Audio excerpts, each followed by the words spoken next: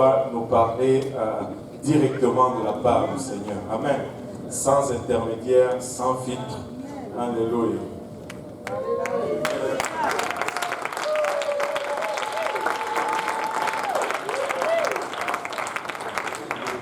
Gloire au nom de Jésus. Amen. Alléluia. Je vais vous avouer tout de suite que c'est l'une des fois qui a été le plus difficile pour moi de savoir ce que Dieu voulait pour son peuple. Amen. Vous savez, ce phénomène qui arrive quand tu sens que wow, ce message que Dieu me donne, tu l'écris après. Tu le relis, tu ne comprends pas ce que tu as écrit. Tu sens comme si. Faut encore que je prie. Tu pries, tu reçois quelque chose, tu commences à noter, ça coule, et pas après un verset, plus rien. Mais Dieu est bon, amen. Et je sais que Dieu va souvent donner des choses à l'heure, amen. Mais j'ai quelque chose, amen. J'ai du matériel, amen. Je vais essayer de gagner du temps, parce que Dieu veut nous parler, Dieu veut nous aider, amen. À être à un autre endroit. Amen. Je rends grâce à Dieu pour mon pasteur. Amen. Il n'aime pas les préliminaires. Amen. Donc je vais juste lui demander de prier pour Dieu. Amen. Si on peut se lever pour la prière. Merci Seigneur pour le privilège d'être dans ta maison. Encore une fois, merci pour le privilège de ta présence parmi nous. Notre prière maintenant, Papa, c'est que tu oins ton serviteur qui va nous apporter tes oracles, afin qu'il le fasse sans crainte, ni faveur, ni hésitation. Oins-nous tous ensemble afin que nous puissions recevoir cette parole, qu'elle germe dans nos cœurs, qu'elle produise des fruits, que ces fruits nous conduisent dans la vie éternelle. Avec action de grâce dans le cœur, nous te prions. Dans le nom de Jésus, nous disons tous au nom de Jésus. Alléluia, au nom de Jésus. Avant de nous asseoir, si on peut rapidement ouvrir nos Bibles dans le livre de Luc. Je dirais que je commence les études toujours avec le livre de Luc. Frère Luc. Gloire à Dieu. Luc 16, verset 19 à 25. Luc 16, 19 à 25. Luc 16, 19 à 25. C'est l'histoire que nous connaissons tous, c'est l'histoire de l'homme riche et de Lazare. La Bible nous dit il y avait un homme riche qui était vêtu de pauvre et de faim là, et qui chaque jour menait joyeuse et brillante vie. Un pauvre nommé Lazare était couché à sa porte, couvert d'ulcères et désireux de se rassasier des miettes qui tombaient de la table du riche. Et même les chiens venaient encore lécher ses ulcères. Le pauvre mourut et il fut porté par les anges dans le sein d'Abraham. Le riche mourut aussi et il fut enseveli. Dans le séjour des morts, il leva les yeux et tandis qu'il était en proie au tourment, il vit de loin Abraham et Lazare dans son sein. Il s'écria, « Père Abraham, aie pitié de moi et envoie Lazare pour qu'il trempe le bout de son doigt dans l'eau et me rafraîchisse la langue, car je souffre cruellement dans cette flamme. » Abraham répondit, « Mon enfant, souviens-toi que tu as reçu tes biens pendant ta vie et que Lazare a eu les maux pendant la sienne. Maintenant, il est ici consolé et toi, tu souffres. » On va passer rapidement au passage que le pasteur a lu dans Marc 12, versets 28 à 33. Un des scribes qui les avait entendus discuter, sachant que Jésus avait bien répondu aux Sadducéens, s'approcha et lui demanda, « Quel est le premier de tous les commandements ?» Que quelqu'un dise de tous les commandements. Jésus répondit, « Voici le premier. Écoute Israël, le Seigneur notre Dieu est l'unique Seigneur. Amen. Et tu aimeras le Seigneur ton Dieu de tout ton cœur, de toute ton âme, de toute ta pensée et de toute ta force. Voici le second. Tu aimeras ton prochain comme toi-même. Il n'y a pas d'autre commandement plus grand que cela. » Le scribe lui dit, « Bien, maître, tu as dit avec vérité que Dieu est unique et qu'il n'y en a point d'autre que lui et que l'aimer de tout son cœur, de toute sa pensée, de toute son âme et de toute sa force, et aimer son prochain comme soi-même. C'est le plus grand, c'est plus que tous les holocaustes et tous les sacrifices. Vous pouvez vous asseoir dans la présence de Dieu, au nom de Jésus. Quand le pasteur a lu j'avais le premier passage qu'on a lu dans le livre de Luc au chapitre 16. Et le titre de mon enseignement, c'était « Pourquoi Lazare est-il mort pauvre ?» Et je bénis Dieu parce que le pasteur a lu ce passage. Le Seigneur m'a donné la réponse. Vous vous imaginez, j'ai un message avec une question, mais je n'ai pas de réponse. Et je suis prêt à enseigner. Et juste avant d'enseigner, Dieu me donne la réponse. Amen. Et je bénis le Seigneur pour cela parce que je comprends tout simplement que Lazare est mort pauvre parce que personne ne l'aimait. Lazare est mort pauvre avec des ulcères parce que l'homme riche ne l'aimait pas. L'homme riche, la Bible nous dit nulle part qu'il était méchant, ni même qu'il menait une mauvaise vie. La Bible dit qu'il menait une joyeuse vie. Mais pourquoi Lazare est mort pauvre à côté d'un homme qui vivait si bien? Mais c'est parce que l'homme vivait pour lui. Et s'il y a un endroit où le Seigneur veut qu'on aille aujourd'hui, c'est à cet endroit où il faut se poser cette question. Est-ce que tu vis pour Dieu ou est-ce que tu vis avec Dieu? On va peut-être se dire, c'est la même chose. Vivre pour Dieu et vivre avec Dieu, c'est la même chose. Mais je vais vous dire non, ce n'est pas la même chose. C'est tellement différent. Ça a l'air d'être la même chose. Ça va même un peu se rapprocher quelque part, mais c'est totalement différent. Amen. Quand un enfant est dans la maison de ses parents, il vit avec ses parents. Mais quand il va chez son oncle, il a tendance à vivre pour son oncle. Est-ce que vous comprenez? On ne voit toujours pas. L'enfant qui est dans la maison de ses parents, que ses parents soient contents ou fâchés, il vit avec l'assurance que ses parents l'aiment. Mais l'enfant qui vit chez son oncle, il fait tous les efforts pour que son oncle l'aime. Nous aimons dire que nous vivons pour Dieu. Parce que nous faisons tout pour que Dieu soit content de nous. De sorte que quand nous faillissons, nous avons tout de suite l'impression que Dieu est fâché. Il nous déteste. Là, tu vis pour Dieu. Tu vis pour que Dieu soit content. Tu fais des choses pour que Dieu soit content. Tu es en quelque sorte en train d'acheter l'amour et la considération du Seigneur. Mais quand tu vis avec Dieu, tu vis avec un sentiment de confiance que quoi que je fasse, quoi qu'il m'arrive, il m'aime d'abord. Je n'ai pas à lui démontrer que moi je l'aime en retour, mais je le fais parce que il vit avec moi et on est dans le même business. C'est-à-dire, ce qui lui plaît, c'est ce qui me plaît. Amen. Il y a une intimité dans laquelle je ne désire que faire ce qui lui est agréable. Quand je vis pour Dieu, je fais des efforts pour que Dieu me bénisse. Je fais des efforts pour que Dieu pourvoie mes besoins. Je fais des efforts pour que Dieu réponde à mes prières. De sorte que si après un certain temps, à vivre pour Dieu, je n'ai pas ce que j'attends de Dieu, j'arrête de prier. Est-ce qu'il vous est déjà arrivé, quand vous dites de prier pour une situation par laquelle vous passez, vous dites, mais non, ça fait longtemps que je prie pour ça, j'ai décidé d'arrêter. Je vais passer à autre chose.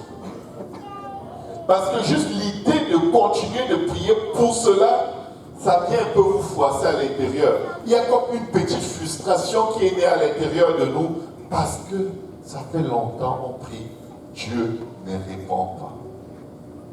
Alors on arrête de prier parce que quelque part, parfois caché à l'intérieur de nous, on se dit, il n'a pas envie de le faire. Il n'a pas l'intention de le faire. Il faut que je le supplie. Alors là, parfois, on va passer du jeûne, de la prière, au jeûne et à la prière, comme pour forcer la main de Dieu. La Bible nous dit ceci. Dans le livre de 2 Corinthiens 5, versets 7 à 9. Car nous marchons par la foi et non par la vue.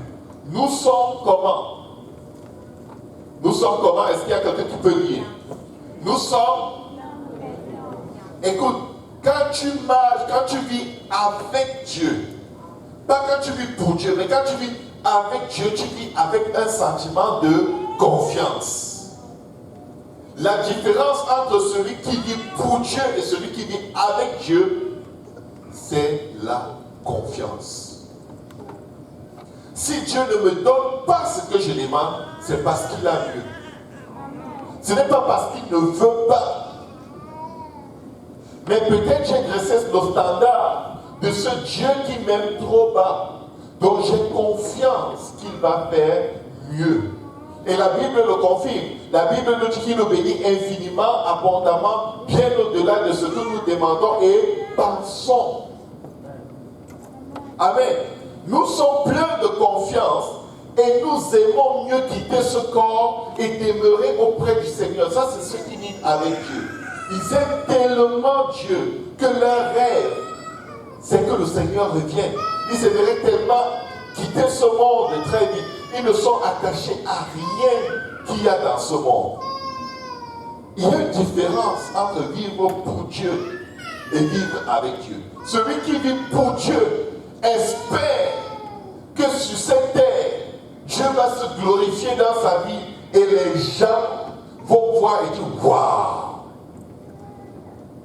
Celui qui vit avec Dieu n'y pense même pas, mais il aspire à quitter ce corps et à vivre éternellement avec Dieu.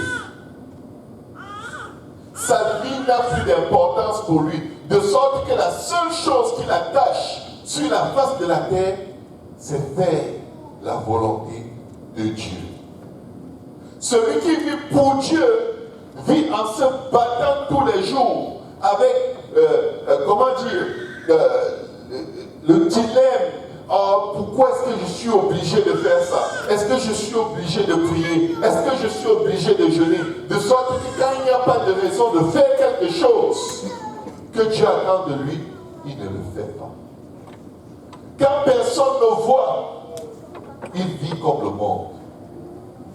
Ça, c'est celui qui vit pour Dieu. C'est-à-dire qu'il vit avec un sentiment de devoir démontrer quelque chose à Dieu, alors que Dieu connaît déjà ce qu'il y a dans son cœur. Celui qui vit avec Dieu ne vit que avec l'élan d'amour et de reconnaissance que Dieu a beaucoup fait pour moi. Y a-t-il quelqu'un, Seigneur, pour qui tu aimerais faire la même chose? Vers qui veux-tu que j'aille pour témoigner? Vers qui veux-tu que j'aille pour dire combien tu es bon? L'homme riche vivait, il ne faisait du mal à personne, la Bible ne le mentionne pas, mais il était indifférent à ceux qui souffrent. Pourtant, le plus grand commandement, c'est aimer l'Éternel, notre Dieu, de tout notre cœur, notre âme, notre force, ainsi de suite. Et, c'est-à-dire que ça va avec. Tu ne peux pas aimer Dieu et ne pas aimer ton prochain.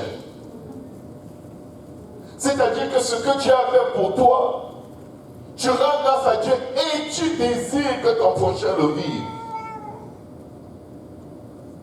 En ce moment, je crois jusqu'à peut-être 21h ce soir, je crois que le métro vend la dinde à 87 sous la livre. Ça, c'est une bonne nouvelle. Vous savez que la dinde coûte souvent $1,49. Donc, s'il y a des amateurs de dinde, qu'est-ce qu'ils vont faire dès que l'étude va finir? Ils auront envie de courir pour aller chez le métro, s'acheter une dinde. C'est une bonne nouvelle pour les amateurs de dinde. Quand Dieu a fait quelque chose pour toi et que tu es reconnaissant, et que tu aimes Dieu et ton prochain, qu'est-ce que tu fais? Tu racontes à ton prochain ce que Dieu a fait pour toi. Pourquoi? Parce que tu vis avec Dieu. Ta vie reflète tout ce que Dieu a fait pour toi. Mais quand tu vis toujours avec le souci de est-ce que Dieu va répondre à ma prière? Est-ce que Dieu va me guérir? Est-ce que Dieu va me délivrer? Est-ce que Dieu, qu'est-ce que je peux avoir de Dieu en faisant ça? De sorte que quand tu n'as pas de besoin, quand tu n'attends rien de Dieu, quand tu es satisfait, quand tu es rassasié, devine quoi? Prier devient comme un fardeau terrible. Je n'ai encore juste l'idée qui donne déjà les vertiges.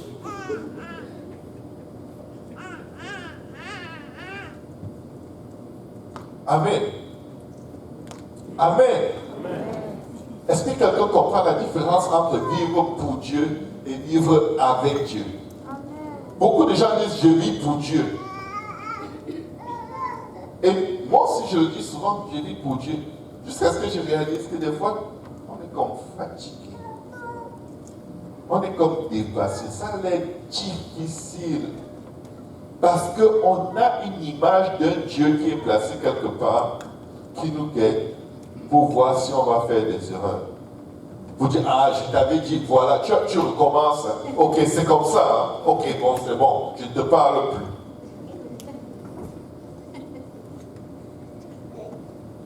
Ton enfant à la maison, pendant que tu es absent, il fait plein de bêtises. Quand tu arrives, qu'est-ce qu'il fait? Il court vers toi pour te saluer. Il ne pense même pas aux bêtises qu'il a fait. Parce qu'il t'aime et il sait que tu l'aimes. Mais nous, dès qu'on faillit, oh, je suis trop fatigué, je ne sais pas si je devrais aller à l'église aujourd'hui. Je sens que je dois un peu chercher la face du Seigneur. Je passe à travers une chose, là, depuis que je prie, ça ne part pas. C'est pourquoi tu dois venir. Viens. Si ça ne part pas, viens avec. Jean 15, verset 5, Jésus dit, sans moi, vous ne pouvez rien faire. Cette affaire de tomber dans le péché et rester à la maison parce qu'on est découragé là, c'est du diable. C'est le dictionnaire de Satan. Si tu fuis Dieu parce que tu as péché, tu es sous le joug de Satan. C'est encore pire que le péché que tu as fait. Oui. Il te séduit. Il te dit fais telle chose, fais telle chose. Oh, c'est pas grave, tu vas juste faire un peu. Tu vas juste commencer, tu ne finis pas. Tu vas juste toucher même. Dès que tu le fais, il dit, ah, je t'avais dit. Je ne peux pas servir Dieu. Dieu, tu vas aller là-bas, l'église, on va t'exposer. Il y a des gens qui parlent souvent en langue, qui prophétisent. Est-ce que dit que Dieu dit que tu as fait ceci? Tu es comme, oh non. Dès que le pasteur te salue, tu laisses les yeux vers le sol. Il risque de voir ce que j'ai fait. Ça ne s'écrit pas sur ton visage. Tout ce que tu as fait aujourd'hui, je ne sais pas. Mais Dieu a vu. Et il sait à quoi tu penses au moment où tu ris là.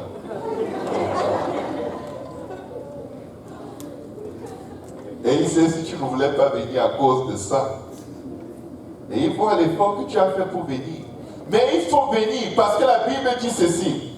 Venez à moi, vous tous qui êtes fatigués et chargés. Et il vous donnera quoi? Des reproches. Et je vous donnerai des reproches. Ça, c'est le verset satanique.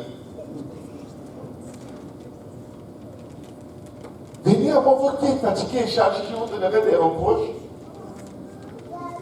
Ouvrez vos Bibles, Matthieu 11, verset 28 à 30. Qu'est-ce que Jésus dit? Venez à moi, vous tous qui êtes fatigués et chargés, je vous donnerai quoi? Du repos. Du repos, pas des reproches. Le diable te dit que Dieu va te donner des reproches tous les jours. Dieu n'aime pas ça, Dieu n'aime pas ça. Ok, moi aussi, je sais que moi aussi je n'aime pas ça.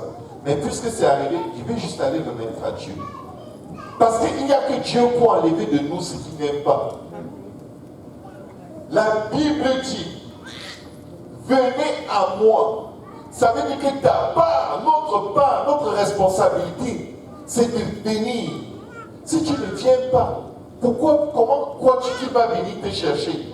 Quand tu es confortable dans ta boue, il ne peut pas te laver dans ta boue. Dieu nous sauve hors de nos péchés, pas dans nos péchés. Mais il y a un effort que nous devons fournir.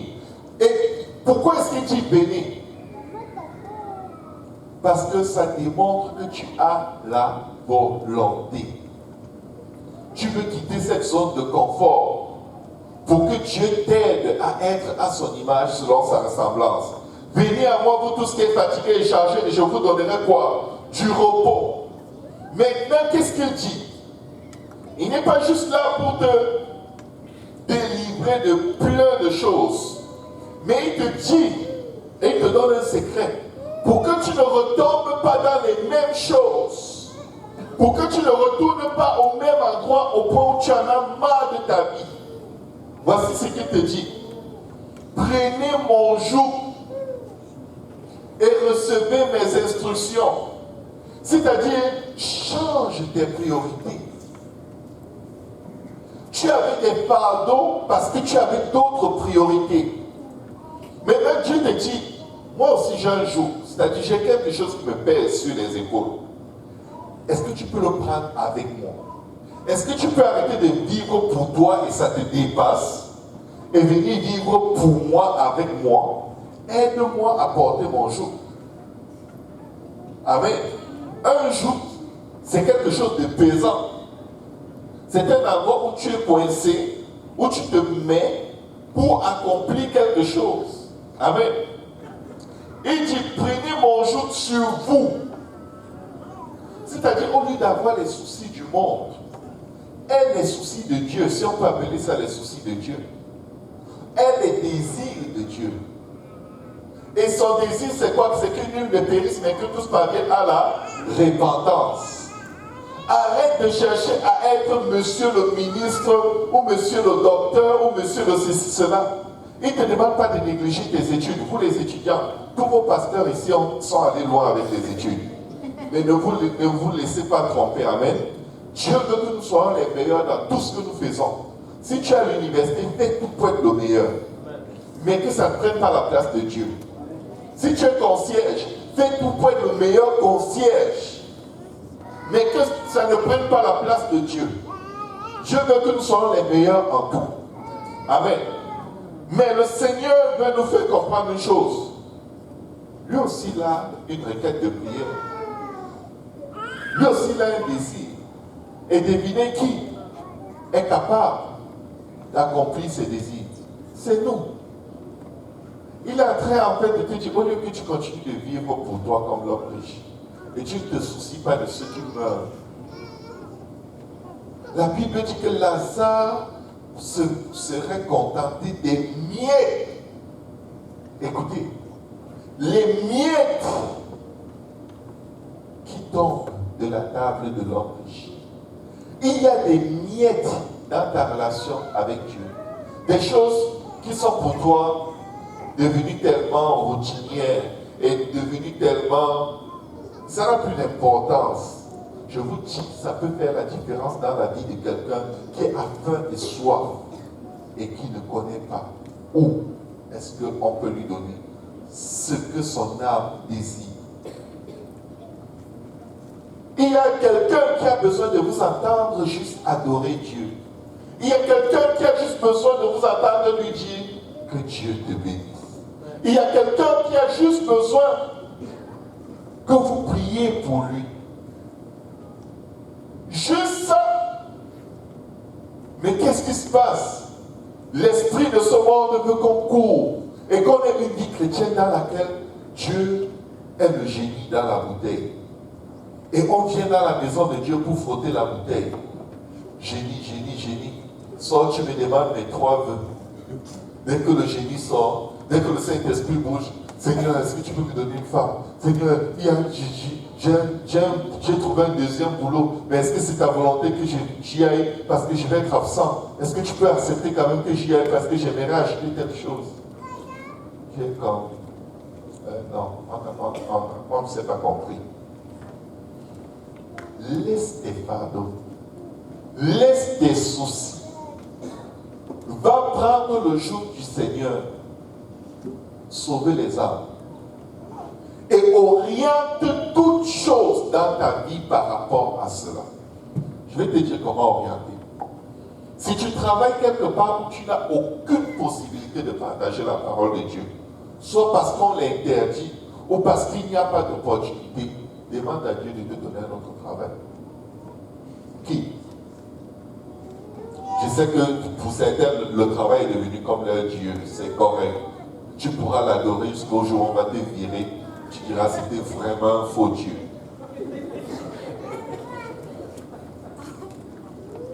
Quitte. Dieu ne manque pas d'argent. Avant ce travail, tu vivais et après ce travail, tu vivras encore. Si tu ne sais pas Dieu là-bas, si c'est des journées à passer 8 heures à 10 heures à rêver des nuages et aux choses auxquelles tu aimerais à tes objectifs de vie. Si ton travail est un endroit où tu ne penses qu'à ta vie, ton avenir, ce que tu vas devenir, et rien que toi et toi-même, et tu n'as vraiment plus de possibilité de parler à quelqu'un, pas parce que tu ne veux pas, mais parce que c'est fermé. Tu n'as rien à faire à cet endroit-là. Tu demandes à Dieu, Seigneur, montre-moi où je peux gagner et les choses de la terre et les choses du ciel. La Bible dit, amassez-vous des trésors dans le ciel, là où ni la rouille, ni la terre ne peuvent détruire. Vous savez qu'on passe le tiers de notre vie à travailler. Est-ce qu'il y en a qui ont 40 ans ici? Ça fait 15 ans de ton temps, à peu près. Si tu travailles, que tu as passé à des endroits qui ne te servent à rien. Je sais qu'il y en a qui ont 40, 45 ans qui n'ont jamais travaillé. Mais ils ne sont pas mieux. C'est juste pour dire, la plus grande richesse que nous avons, c'est notre temps.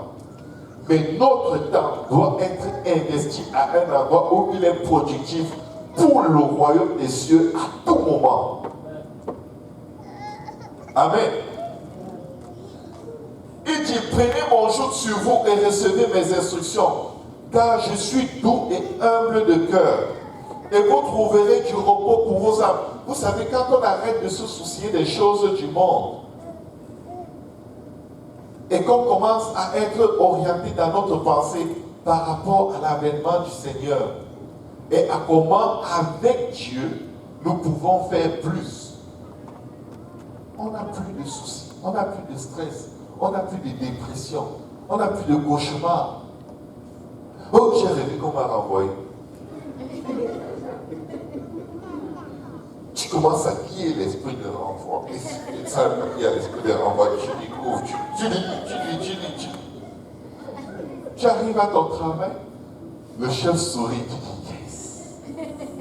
Le diable voulait m'avoir. Le diable voulait t'avoir. Peut-être c'est Dieu qui est en train de t'envoyer ailleurs où tu vas gagner plus. Amen. Il y a des enfants de Dieu qui ne produisent plus rien. Je ne sais pas pourquoi je parle de l'emploi autant, ce n'est même pas dans mes notes. Ils ne produisent plus rien spirituellement dans leur lieu de travail. Mais ils ont peur de quitter cet endroit. Tu as un salaire minimum. Mais l'idée de changer, c'est comme, oh non, mon salaire minimum, c'est le maximum de Dieu. Ça, c'est un esprit de pauvreté et d'esclavage. Tu peux être à la maison, Dieu te donne plus. Pourvu que tu sois dans la volonté de Dieu. Un chrétien n'a pas besoin d'un emploi. Un chrétien a besoin d'être dans la volonté de Dieu. Notre seul besoin, c'est plus de Jésus. C'est plus de Dieu dans tout ce que nous faisons, dans tout ce que nous entreprenons. C'est juste plus de Dieu. Parce que quand tu as plus de lui, tu as plus de son joug. Tu as plus de ses émotions. Tu as plus de sa compassion. Tu as plus de ses dons. Tu Tu as plus de tout ce que Christ est. Tu as plus de ses réactions. Seigneur, aide-moi à pardonner. Non. Seigneur, donne-moi plus de toi. Parce que si j'ai plus de toi, je vais pardonner. Je ne vais même pas me rendre compte comment offenser. Seigneur, donne-moi le don de guérir les malades. Il dit non. Tu le cherches parce que tu es orgueilleux. Demande-moi juste plus de moi et ça va couler. La Bible dit chercher premièrement le royaume des cieux et sa justice. Et toutes choses, que quelqu'un dise toutes choses, vous sera donné par-dessus. Seigneur, donne-moi un mari. Non, non et encore non. Tu n'as pas besoin d'un mari. C'est le mari qui a besoin de toi.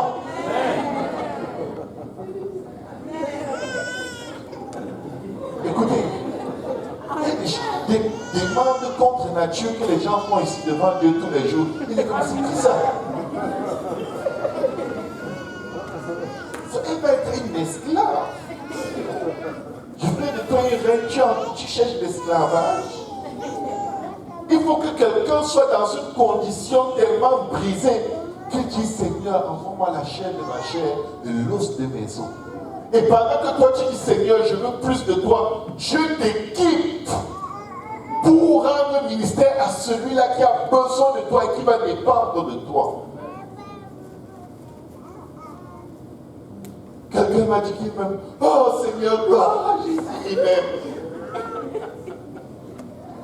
Peut-être tu n'es pas la fille de Dieu.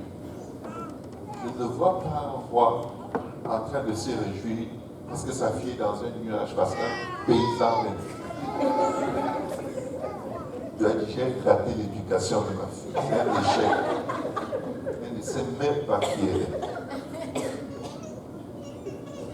Amen. J'aime ta soeur, tu n'es pas la fille d'un paysan. Tu es la fille de Dieu. Et Dieu est un roi.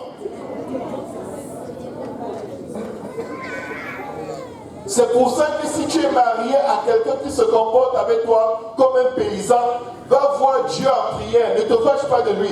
Dis à Dieu, gifle-le.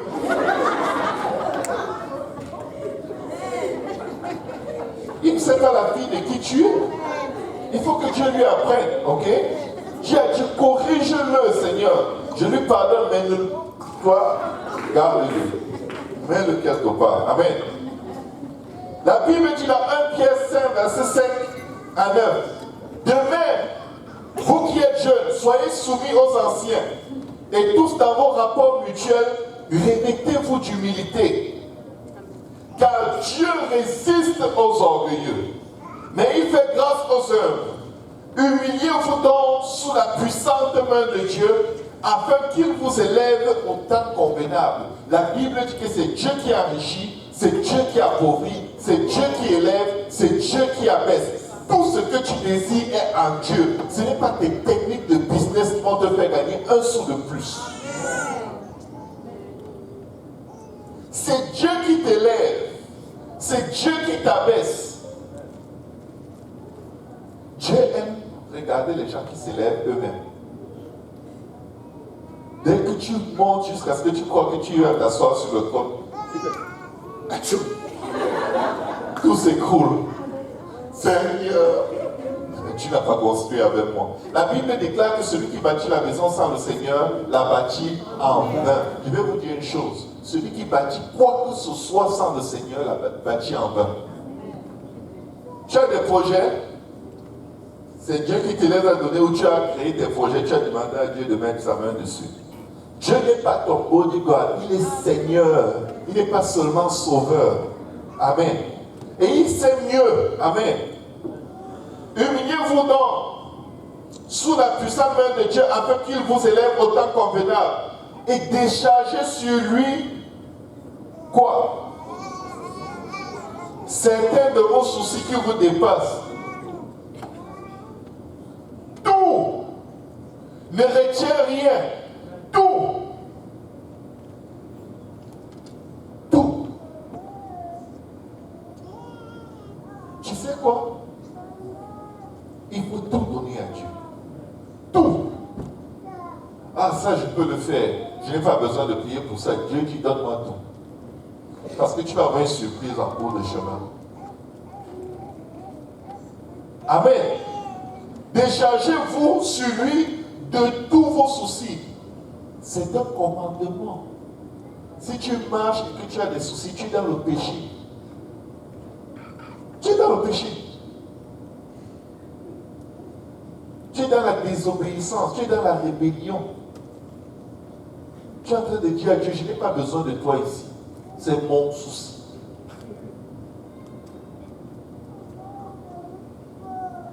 Amen. Et la preuve que tu t'en es déchargé, c'est que tu ne reviens plus là-dessus. Tu ne marches pas avec. Oh, j'ai déjà tout donné à Dieu. Comment ça va? Oh, vraiment, j'ai tel truc qui me dérange, mais j'ai déjà tout donné à Dieu. Tu as donné, et tu es avec ça partout. Amen. Déchargez-vous sur lui de tous vos soucis, car lui-même prend soin de vous. Il est en train de nous dire, sans moi, vous ne pouvez rien faire. Même les choses les plus évidentes. Est-ce que vous avez déjà voulu faire les lacets d'un enfant? Et l'enfant dit non, non, laisse, je vais faire, laisse, je vais faire. Il prend, il se mélange, il se mélange. Tu veux l'aider, dis non, je vais faire, je vais faire. Il y en a qui sont en train de faire comme ça avec leur vie devant Dieu. Avec les questions d'emploi, de mariage, vie de prière, lecture de la parole de Dieu. Même pour lire ta Bible, demande à Dieu de t'aider. Je vous le dis, sinon vous allez faire des mois. Vous allez juste lire la Bible quand on lit un verset qu'on a affiché là derrière. Même pour prier, demandez à Dieu de vous aider. Il y en a qui viennent pleurer tous les dimanches à l'hôtel. Seigneur, aide-moi à prier, je n'arrive pas à prier. Et il dit, mais tu ne m'as pas demandé en semaine.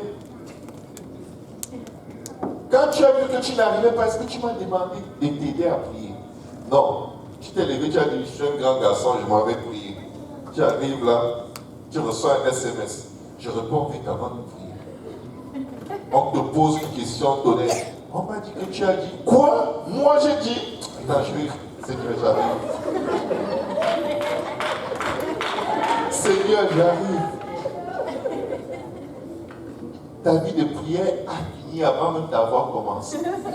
Tu veux prier, demande à Dieu de t'aider. Tu veux jeûner, demande à Dieu de t'aider. Sans lui, nous ne pouvons rien faire.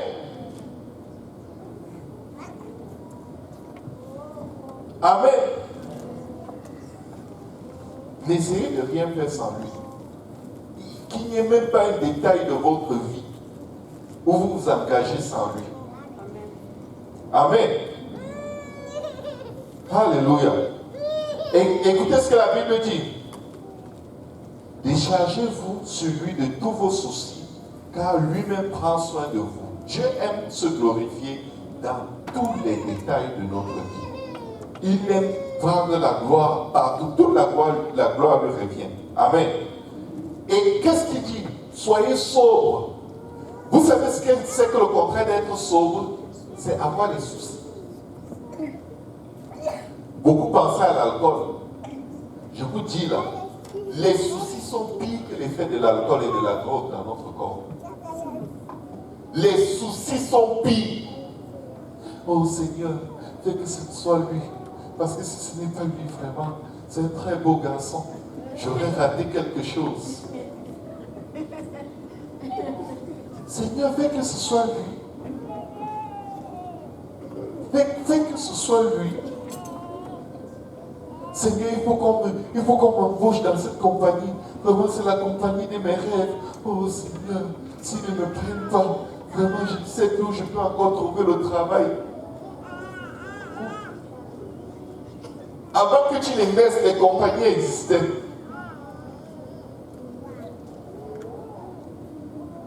Il y a de ces prières qui montrent que nous sommes en plein acte d'idolâtrie. Et demander à qui on demande de l'aide pour faire l'idolâtrie? À Dieu. Seigneur, j'ai trouvé un autre Dieu, est-ce que tu peux m'aider à ce que ça marche? Soyez sobres, pourquoi?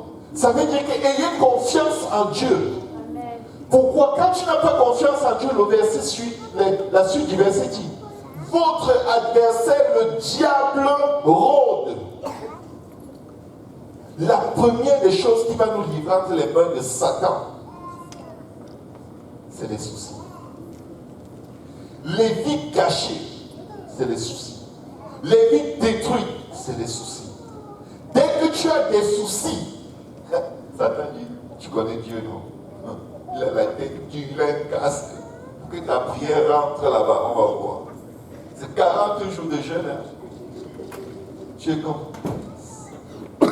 Et là, tu prends un livre sur le jeûne et la prière. Alors j'ai jeûné 37 jours et Dieu m'a donné un emploi. J'arrive pas à jeûner une demi-journée. C'est fini. Oublions l'affaire de l'emploi, je vais être à l'aide sociale. Parce que quelqu'un qui prie et qui jeûne a dit que ça prend 37 jours. Dieu n'a jamais dit ça.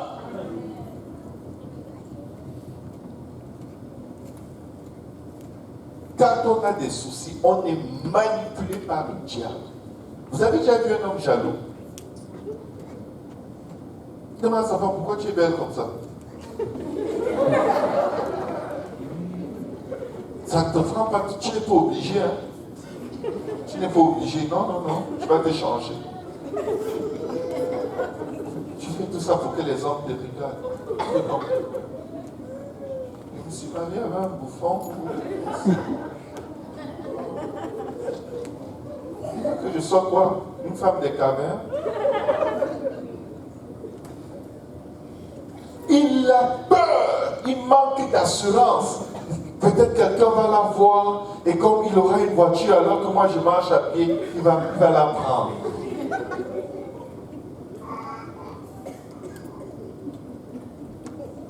Les soucis ouvrent l'accès à Satan.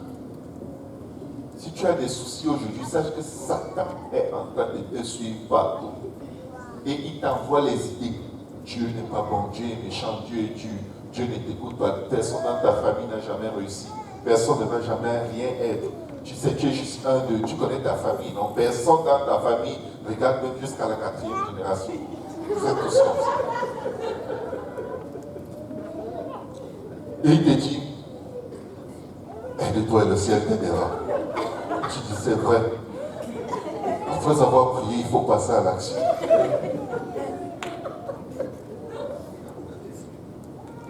Il te fait passer à une action, il va te manger. Une action où Dieu ne t'a pas envoyé. Vous croyez que Dieu qui a créé les oreilles n'entend pas? Dieu qui a créé les yeux, il ne voit pas. Mais subitement, vous avez cette croyance. C'est pourquoi vous vous embarquez dans des tentatives de solution ou même vous sentez que Dieu n'est pas dans le coin ni de près ni de loin. Et vous vous embarquez en disant, on ne sait jamais, peut-être que Dieu va faire. Ce que Dieu dit qu'il va faire, il va faire. Il n'a pas dit qu'il allait le faire, il ne va pas le faire. Amen. Les soucis ont empêché l'homme riche de remarquer qu'il y avait Lazare à sa porte. Vivre juste pour toi. Venir à l'église pour que Dieu fasse quelque chose. Et non pas parce que tu aimes Dieu. Et tu as une intimité avec lui. L'église devient comme ces maisons de marabout que tu fréquentais avant de connaître le Seigneur. Des offrandes calculées. Il a dit qu'il donnera au centurion, j'ai besoin de $1000, ça fait 10, tiens. Et là tu attends tes $1000, rien. $1000, rien. Les pasteurs là sont des escrocs. Ils demandent l'argent aux gens, ils disent que Dieu va faire. J'ai utilisé ma carte de crédit, mais ça ne marche pas là. Ça ne se passe pas comme ça. Vous n'êtes pas dans la sorcellerie. Vous êtes des chrétiens nés de nouveau. Votre façon de changer doit naître de nouveau aussi. Ce n'est pas juste le baptême d'eau au nom de Jésus et le baptême du Saint-Esprit avec l'évidence du parler en langue. Ça, c'est l'entrée dans le royaume des cieux. Maintenant, il faut marcher dans le royaume des cieux. La Bible dit, soyez transformés par le renouvellement de votre intelligence. Il ne faut plus penser de la même façon. Parfois, quand tu fais un projet, tu dis, Seigneur, est-ce que ce projet est né de nouveau? Ou c'est le projet du vieil homme qui va m'amener dans une situation difficile où je vais me demander, est-ce que Dieu existe? Parce que quand on est né de nouveau et on fonctionne selon la pensée et l'élan du vieil homme, on est tout le temps dans des catastrophes, des choses qui ne marchent pas. Ça ne marche pas, ça ne marche pas, ça ne marche pas. Parce que l'âme est sauvée, mais le corps est dans un gâchis total. On n'a pas changé la façon de prendre des décisions. On n'a pas changé la façon de planifier les choses dans notre vie. La Bible dit, invoque-moi et je te répondrai. Je te montrerai des choses cachées que tu ne connais pas. Pasteur, j'ai à cœur de faire quelque chose. Est-ce que tu crois que ça va marcher? Qui t'a mis ça à cœur? La Bible dit, fais de l'Éternel tes délices et il te donnera ce que ton cœur désire. Ça veut dire, attache-toi à Dieu, cherche Dieu, pour toi. Sois son chéri, sois la pupille de son œil, l'objet de toute son affection, sois son tout. Marche avec Dieu à un endroit où tu sens que si ce n'est pas A, c'est A plus que Dieu va me donner. Pas parce que je le mérite, mais parce qu'il m'aime. Et si la Bible dit, ne te réjouis pas à mon sujet, ô mon ennemi, car si je suis assis dans les ténèbres, c'est-à-dire si je fais des erreurs, l'Éternel sera ma lumière, c'est-à-dire il va me montrer comment marcher, il va me montrer que je suis dans la mauvaise voie et dans quelle voie je dois marcher. Et si je suis tombé, je me relèverai. Je puis tout par celui qui me fortifie. Certaines personnes utilisent ces versets bibliques comme des formules d'incantation. Je puis tout par celui qui me fortifie. Dis-toi une chose, tu ne pourras pas prendre la femme de quelqu'un par celui qui te fortifie.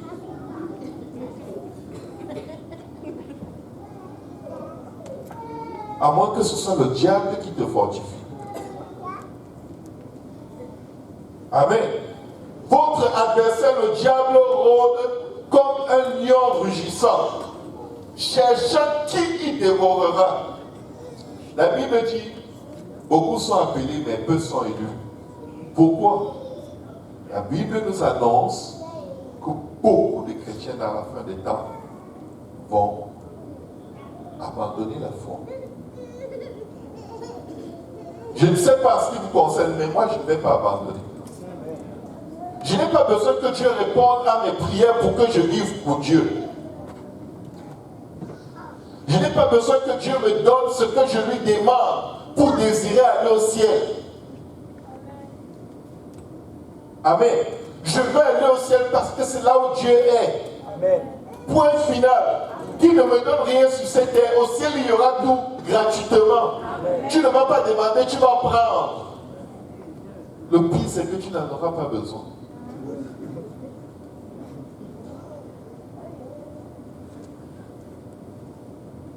J'ai entendu un prédicateur dire ceci, il priait pour avoir les dons spirituels. Il a prié pendant des années là-dessus. Un jour, le Seigneur lui dit, les dons spirituels. Il dit, oui, Seigneur, les dons. Les dons spirituels. Dieu lui montre la terre loin en bas. Il dit, mais les dons, c'est pour en bas. C'est ça que tu veux, les choses d'en bas. Parce qu'il n'y a personne au ciel qui va venir te dire, sur les rues pavées d'or, te dire, aujourd'hui j'ai le don de la prophétie. Le Seigneur me demande, Dieu au ciel, Dieu est devant toi. Oh, j'ai le don de guérison.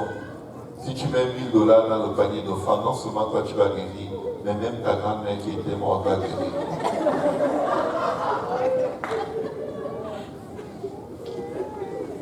Les faux prophètes se font de l'argent là-bas dehors.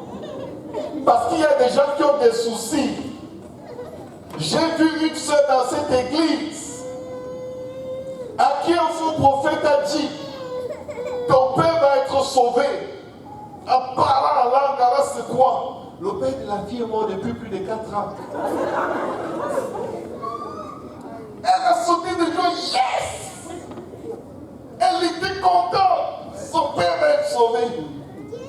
Elle vient me voir. Pasteur, mais vraiment, on dit qu'elle n'est pas de Dieu, mais elle m'a dit, j'ai senti la présence de Dieu. Elle m'a dit que mon père va être sauvé. Je dis, mais ton père est mort. Elle s'est réveillée. Il y a peut-être des semaines, elle se réjouissait du salut d'un mort. C'est juste pour vous dire une chose. Si quelqu'un a des soucis, il faut qu'il s'accroche à Jésus. Qu'il dise à Jésus, enlève-les. Parce que je viens de me faire manger cru. Et le même esprit de Satan qui était dans son faux prophète lui disait, Dieu a demandé que tu me donnes $400. Elle allait retirer tout. Dieu, le jour où tu viens me dire que Dieu a demandé que je te donne de l'argent, si je ne dis pas avec un sou dans ta poche, c'est que ce n'est pas moi. Je vais prendre tout l'argent qui est dans ta poche. Un esprit de délusion complet. Les soucis, Dieu dit, déchargez-vous d'eux. Que quelqu'un ne quitte pas se sentir aujourd'hui avec des soucis. Quand le souci vient, réprime-le au nom de Jésus. Qu'est-ce que la Bible dit? Et ça, c'est comme ça que vous devez répondre à l'esprit de souci. Parce que l'esprit de souci, c'est la patte de Satan. C'est le filet de l'oiseleur. La Bible dit, déposons. Amen. Déchargeons-nous de tous nos fardeaux. La Bible insiste que nous déchargeons sur lui tous nos soucis.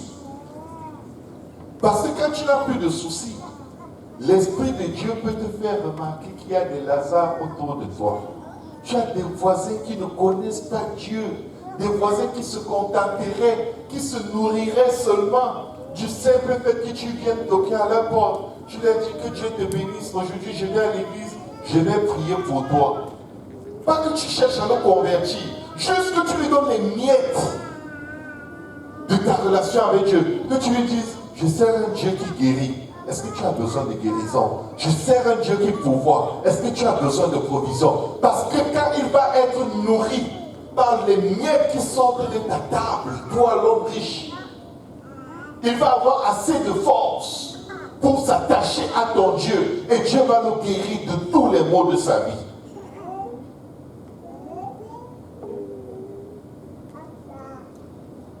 Vous savez, vous n'allez pas toujours évangéliser directement en disant aux gens, tu dois naître de nouveau.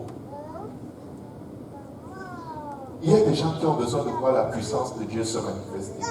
Il y a des gens qui sont déprimés, désespérés. Il y a des gens qui sont pauvres. Qui sont vraiment pauvres, mentalement. Oui. Il y a des gens qui sont très pauvres mentalement. Peu importe la quantité d'argent qu'ils ont, ils sont pauvres.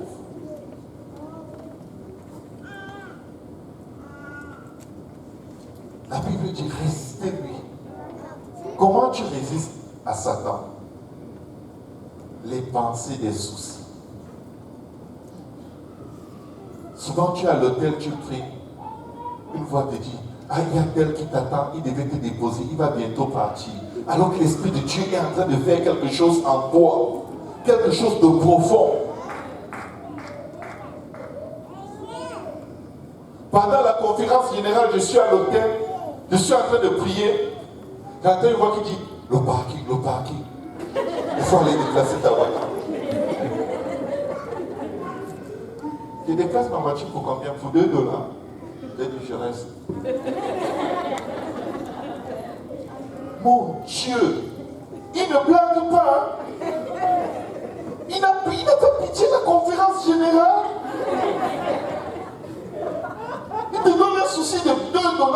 réfléchis dans toi comme si c'est 20 000 $. Tu te déplaces et dis, ouf, il a failli recevoir la bénédiction de Dieu. Satan est un sale menteur. Les soucis sont du diable. Tu te soucies pour ta famille, crois en Dieu pour ta famille. Ne te soucie pas pour eux. Crois en Dieu. Confesse que Dieu va les sauver. Moi et ma maison, nous servirons l'Éternel. Moi et ma famille, nous servirons l'Éternel. Mon Dieu est vivant. Il a dit, toi, Seigneur, tu seras sauvé avec ta famille. Il y a une promesse sur ma famille. Je confesse et déclare que Dieu sauvera ma famille. Je proclame et décrète que Satan, tu tombes loin de ma famille. Au nom de Jésus.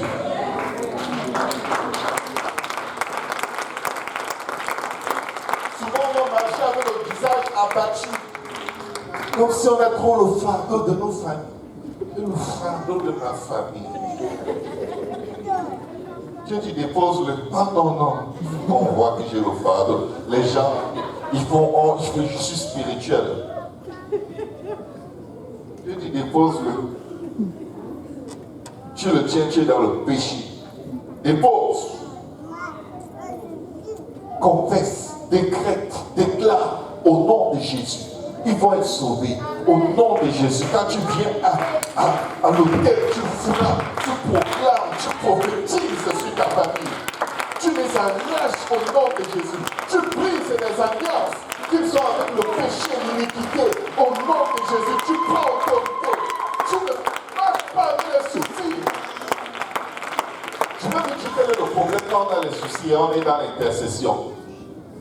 Le souci, c'est le premier témoignage qu'on a par la foi. La Bible dit que celui qui s'approche de Dieu sache qu'il est Dieu et qu'il est le rémunérateur de ceux qui le cherchent. Car sans la foi, il est impossible de lui être agréable. Le souci, c'est l'expression de l'absence de la foi. C'est le souci de n'avoir pas d'enfant qui a poussé Sarah à forcer Abraham à coucher avec Agar. Ils ont donné naissance aux Palestiniens qui ont détesté les Juifs jusqu'à ce jour. Les soucis poussent vers des mauvaises décisions, des gaspillages d'argent, des gaspillages de temps, la fornication, les adultères. Oh, si je ne cède pas, il va aimer une autre fille. Et il n'est pas vrai. Puisque de toute façon, on va se marier, parce que je vais encore lui dire non, dès qu'il te consomme, il te remet le reçu. Bah bon. Non, c'est pas ce que je croyais. Je sais pas ce qu'il croyait. Tu vas recommencer le test avec quelqu'un d'autre, peut-être. Les filles, soyez farouches avec votre corps. Vous avez un seul corps. Soyez nerveuses. Amen. Les chanceuses qui se font aimer. Nos soucis nous empêchent de remarquer Lazare à la porte. Les préoccupations du monde, courir à gauche, courir à droite. Souvent même c'est tellement l'envie de faire quelque chose pour Dieu, parce qu'on croit qu'on peut acheter l'amour de Dieu avec nos œuvres. Nous faisons des œuvres parce que nous aimons Dieu et Dieu nous aime. Nous ne faisons pas les œuvres que Dieu attend de nous pour que Dieu nous aime.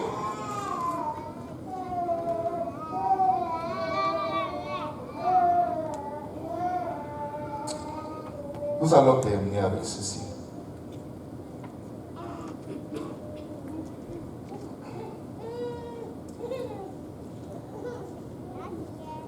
La Bible nous décrit dans le livre de Matthieu chapitre 25, versets 14 à 46, des serviteurs à qui leur maître avait laissé des talents. Et la Bible nous parle d'un de ces serviteurs qui avait un seul talent. Il a pris ce talent, il a dit, niet, je ne multiplie rien. Je vais juste garder. quand il va venir, je lui remets le talent qu'il m'a donné. Parce qu'il aime récolter là où il n'a pas semé. Je vais vous dire, il avait un seul souci. Juste vivre pour lui. Juste profiter de ce que Dieu lui a donné pour lui. Être concentré sur soi. Suivre Dieu pour espérer tirer quelque chose. Tu ne vas pas durer, tu vas fuir. Parce que tout ce que tu demandes à Dieu est de loin plus petit que ce qu'il veut te donner. Mais il ne va rien te donner qui va te détruire.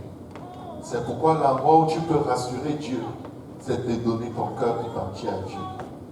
Ce serviteur a refusé de multiplier son talent. Et son maître, quand il lui demande, il lui dit comment il est méchant et tout. Et qu'il récolte là où il n'a pas semé. Et son maître demande de retirer son talent et de le donner à celui qui a les 10 talents. Car il dit, car on donnera à celui qui a et il sera dans l'abondance, mais à celui qui n'a pas, on ôtera même ce qu'il a. Très souvent, on marche avec Dieu en disant, je n'ai rien. Faux. Les miettes de ce que tu as peuvent sauver la vie de quelqu'un. Même si tu es dans le Seigneur, ça fait un jour. Ce que tu as peut délivrer quelqu'un de la galère, de la faim et de la soif de la justice de Dieu. Ce que tu as dès le premier jour où tu obéis à l'évangile, c'est énorme pour faire la différence dans le monde autour de toi, qui est spirituellement comme Lazare était physiquement à la porte de l'homme riche, avec des ulcères, pauvre, abandonné, rejeté. Le monde autour de nous peut se contenter de nos miettes. Et le Seigneur a demandé de lier ce serviteur inutile. Vous savez, il pouvait ne pas multiplier. Mais l'argument, la raison pour laquelle il ne multipliait pas, ce n'était pas parce qu'il était faible, ce n'était pas parce qu'il était malade. Ce n'était même pas parce qu'il manquait de volonté, mais il avait beaucoup de volonté de ne rien produire. Il y en a qui suivent Dieu comme un marabout, avec la volonté de tirer juste tout ce qui est possible de tirer de Dieu et ne rien donner. Ils vivent pour Dieu, ils ne vivent pas avec Dieu. Nous voulons vivre pour Dieu. Nous voulons vivre pour Dieu. Nous voulons avoir la compassion de Dieu. Nous voulons avoir le battement de cœur du Seigneur, l'évangélisation. Nous voulons parler de... Raconte même seulement ce que Dieu a fait pour toi à quelqu'un. Raconte quelqu'un qui dit, est-ce que je peux te dire ce que Dieu a fait pour moi? Est-ce que tu crois en Dieu? Est-ce que je peux te dire ce que Dieu a fait pour moi? Est-ce que je peux te dire ce que Dieu peut faire pour toi? Est-ce que je peux te dire que Dieu frappe à la porte de ton cœur? Est-ce que je peux te dire que si tu ouvres ton cœur à Jésus, il fera de grandes choses dans ta vie? Est-ce qu'on peut se lever? Est-ce qu'on peut acclamer le Seigneur?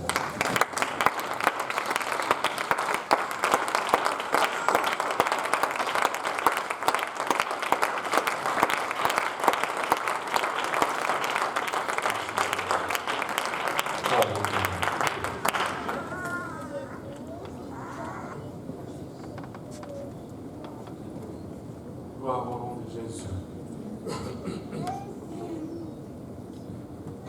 On va prendre le temps de décharger nos soucis sur lui. Je pense que ça serait approprié comme avant, les hommes à ma gauche, là à ma droite. On va juste lui parler pour un moment. Nous ne voulons pas partir d'ici avec le même fardeau que nous sommes. Ce n'est pas nos préoccupations qui vont résoudre nos équations, mais plutôt